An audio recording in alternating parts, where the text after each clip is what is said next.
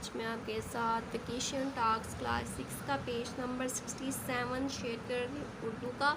इसमें हमने दस्ता किताबी के किसी एक पहरे की खुशखदाती करनी है। इस तरह से हम करेंगे।